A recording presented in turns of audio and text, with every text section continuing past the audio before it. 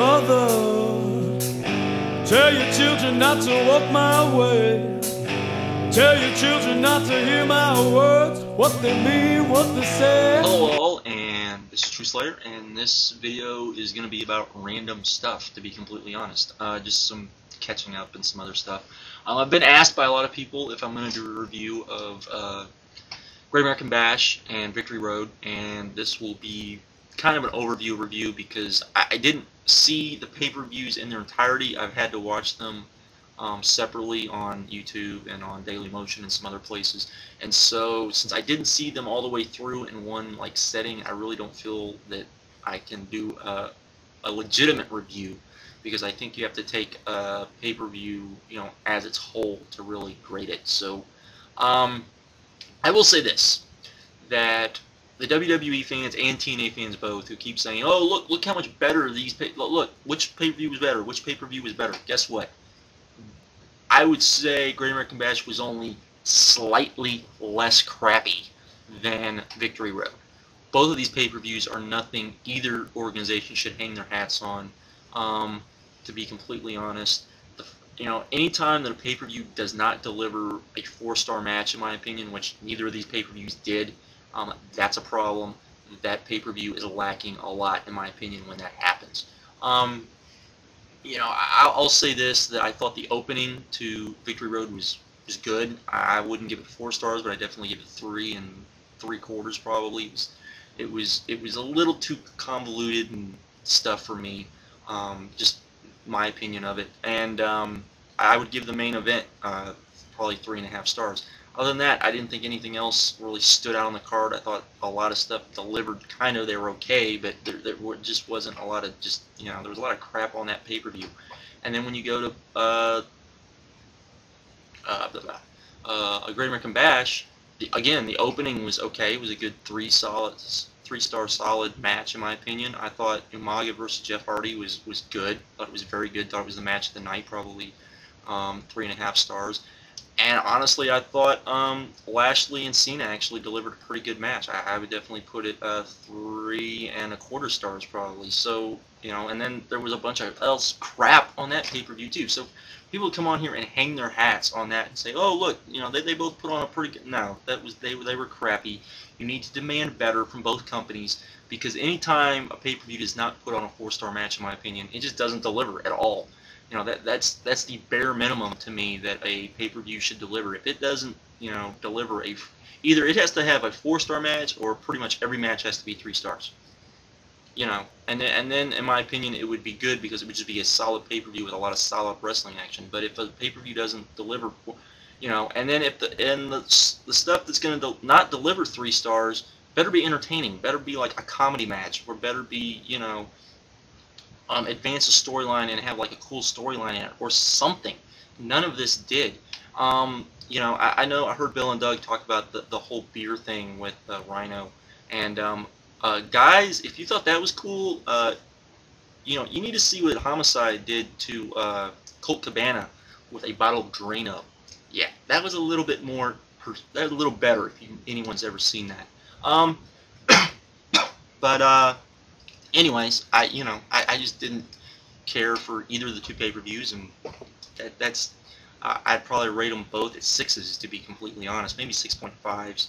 They were just there, to be completely honest. I mean, like I said, I'd put a Great American Bash maybe just slightly better than, just because they had one more 3-star match, in my opinion, than Victory Road did. But let's see, what else do we have to? Oh, well, apparently Bill and Doug came back. Yay, Bill and Doug. Yeah, right. And with them, apparently, it's been about 4 videos since I've said this. The Lemmings came back with them. Yes, because now all these people, because Bill and Doug actually made a decent video. Wasn't a great video, but it was a decent video. They made some good points, particularly with Khali. Didn't agree with them, but they definitely did make some good points. But yeah, no.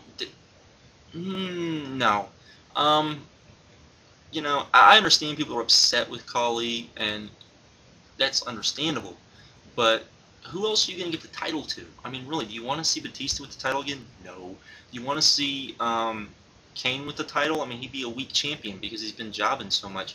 Then everyone says, oh, what about Matt Hardy? You give Matt Hardy the championship, you just ruined his championship run, because his championship run, if he's given one, should be something very special. And if you're not going to give him that, then, you know, why do it? I mean, it should be like a Chris Benoit or an Eddie Guerrero or an HBK when they won the title, where it's a big freaking deal because he's worked so hard. It should be that type of thing. And if you just give it to him now, it's not going to mean anything, because he'll probably end up jobbing to somebody down the road because he's just not there. They haven't been building him up to be champion yet. So I don't buy that. But, you know, they came on, bashed the WWE. People are upset with the WWE right now. So you know what they did? So people just, you know, so it looked like a good video. It was an okay video, folks. You know, again, they didn't make too many valid points. Then they came on, talked about me, said that, look how biased I am because there's not one TNA match in my top 10 matches of the year. Exactly. I would agree. There's not one. There's not one. There's only one match that someone could actually argue should be in that list.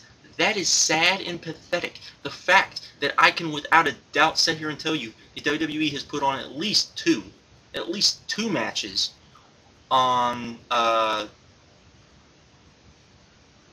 television, on free television, that were better than anything TNA has put on a pay-per-view, should scare TNA fans, should wake TNA fans up and go, whoa, wait a minute, this isn't good, you know.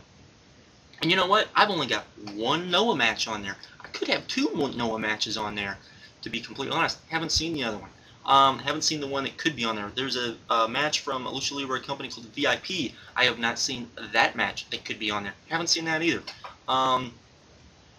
But I would ask anybody who has seen every match that I have on my list. That's right, every match I've had on my list. Come in and then tell me that Harris Storm, which would be the only match from TNA that you could put on that list, where they would put it.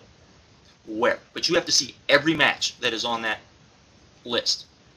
You know, because I know which match people would boink off and they say, oh, well, I've seen that match. I don't care if you've seen that match. I'm talking about every match on that list. If you've seen every match on that list, you can come on here and you can debunk the one match, which I know people most people would take, you know, put Harris and Storm in that place. There's tons of ROH matches I don't have on that list that very easily people are probably like, why isn't that on that list? Trust me, there's a New Japan match that could be on that list that I'm surprised no one's called me on that is not on that list. Alright? Trust me, there's, you know, there's All Japan matches that probably could be on there that aren't on there. There's tons of stuff, guys. Doesn't make me biased, just means I didn't like it. And I said I didn't like the Storm Harris match when it happened. I said that. So I don't know where this is coming from. And for all of their little lemmings to make videos and say, oh, Truthslayer's biased. Come on here and prove that I'm biased. Because guess what? We're all biased. Every one of us. We're human beings. We're biased. The media, the news media, is biased. They don't want to admit that they're biased, but they're biased because as much as they don't want their personal opinions to reflect the stories they're covering, they reflect the stories they're covering. It's just going to happen. It's going to happen without you ever trying. We are all biased in some way. Bill and Doug, though, it's completely other. The fact that they make a 10-minute video and spend 8 minutes of it bashing on the WWE should just bring people in mind. Why aren't they talking about 8 minutes of TNA? That's what they should be talking about. You know, not the WWE. Okay? Talk about the good points of TNA. Talk about what they're doing good if you think they're doing good things. And just talk about those things. But they're not doing good.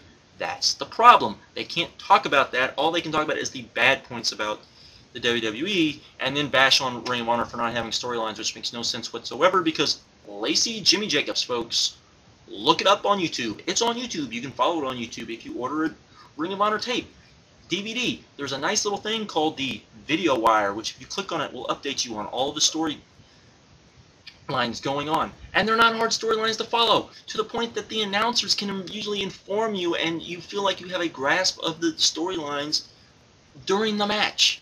Okay? Don't buy that crap about that they don't have storylines or good storylines or whatever, because it's complete and utter garbage. Alright? That's it. That's all the stuff I wanted to talk about. I'll be back another time. Have a good one.